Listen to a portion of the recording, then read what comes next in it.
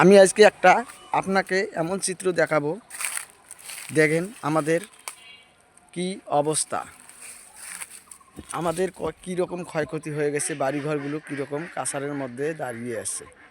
হ্যাঁ ভাই, ভাই একটু। হ্যাঁ ভাই, এটা কার বাড়ি? এটা আমার বাড়ি ভাই।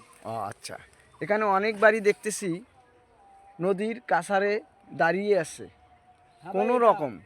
তাহলে আপনার বাসা এটা কত দূর থেকে ছিল? এটা বাসাটা ভাই আমাদের এই যে এদিক দিকে ছিল, এই যে এদিক দিয়ে। ও, এটা কি এবারকে আগামী নদীতে ভাঙে গেছে না? ভাই হ্যাঁ, একসময় বন্যা ছিল, আচ্ছা। মানে বড় বন্যা আসার কারণে এই যে সবগুলো সব ভাঙে গেছে। আচ্ছা, আপনার আব্বা কি করে? আমার আব্বা দোকান করে। দোকান করে। ও আচ্ছা, আপনারা ফ্যামিলিতে কয়জন? আমার ফ্যামিলিতে 8 জন।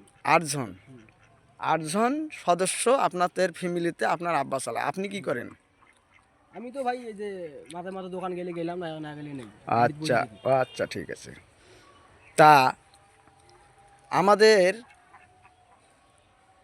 সরকারের কাছে অনুরোধ থাকবে, তারা যেন দ্রুত তিস্তা খননের কাজটি করে, না হলে হ্যাঁ ভাই, হ্যাঁ। এবার যদি নদী আসে তাহলে আমাদের এদিক 150 বাড়ির মতো আছে, এই 150 বাড়ি আরো ভাই বেশি ভাই। বিলীন হয়ে যাবে নদীতে। তাই আমাদের দ্রুত এই যে বাড়িগুলো ভেঙে গিয়েছে তাদেরকে যেন সাহায্য সহযোগিতা করে। হ্যাঁ ভাই, হ্যাঁ। আসসালামু আলাইকুম, ভালো থাকবেন, আগামীকাল আবার দেখা হবে।